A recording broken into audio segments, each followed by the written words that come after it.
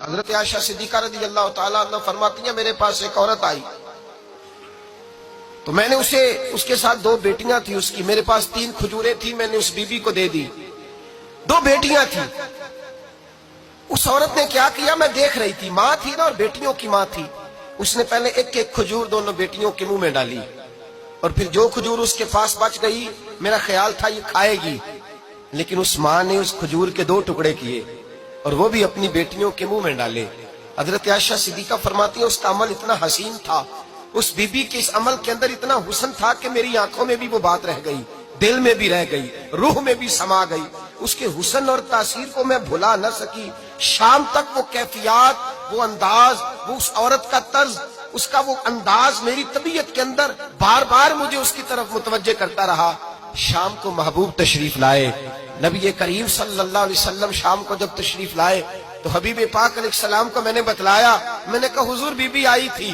اس کا چہرہ بتا رہا تھا کہ بھوکی ہے، لگ رہا تھا کئی دنوں سے کھانا نہیں کھایا، 3 کھجوریں تھی ہی میرے پاس 3، 2 بیٹیوں کو دے دی، وہ کھا سکتی تھی، لیکن یا رسول اللہ صلی اللہ علیہ وسلم اس نے کھائی نہیں، وہ بھی کھجور 2 ٹکڑے کر کے بیٹیوں میں بانٹ دی ہے۔ حضرت عائشہ کہتی ہے دیر تک حضور میری بات کو سنتے رہے، دیر تک میری طرف دیکھتے رہے، اس تصور کو، بیٹی کے پیار کے اس ذائقے دیر تک محبوب محسوس کرتے رہے، اور پھر فرمایا عائشہ جو دنیا میں بیٹیوں کی وجہ سے آزمایا جائے گا، جب قیامت کا دن آئے گا تو رب اس سے حساب نہیں لے گا، بے حساب ہی جنت میں داخل فرما دے گا۔ اللہ پھر اس سے حساب نہیں لے گا جو بیٹی کے سبب سے آزمایا جائے۔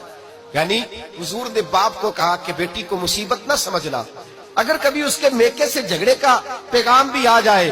اگر کبھی دوبارہ تجھے اس کی طرف پلٹ کر جانا بھی پڑے، میرے نبی پاک صلی اللہ علیہ وسلم سے کسی صحابی نے کہا تھا یا رسول اللہ بہترین صدقہ کون سا ہے؟ حضور بہترین صدقہ کون سا ہے؟ وہ میرا مال جو اللہ کے راستے میں خیرات کروں تو رب مجھے زیادہ اجر عطا کرے، وہ کون سا ہے؟ تو میرے نبی پاک نے فرمایا اگر تیری بیٹی واپس لوٹ آئی طلاق کی وجہ سے یا بیوہ ہو کر واپس آ گئی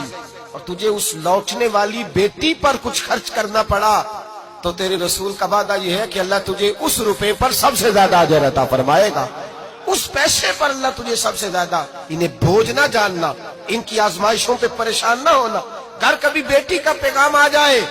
کہ اس کو پھر سے یہ تکلیف ہوئی ہے، باپ سمجھنے لگا تھا کہ میں تو فارغ ہو گیا، نکاح کر کے میں فارغ ہو گیا، پھر اگر کبھی اسے پیغام آئے تو میرے مصطفیٰ کریم نے فرمایا وہ پریشان نہ ہو، وہ دکھی نہ ہو، بلکہ جو بیٹی کی وجہ سے آزمایا جائے گا اس سے تو حساب ہی نہیں لیا جائے گا، اللہ بغیر حساب ہی جنت عطا فرما دے گا۔ اتنا بڑا مقام، اتنی بڑی عظمت اور فضیلت اللہ کے رسول نے بیٹیوں کے ماں باپ کو عطا فرمائی۔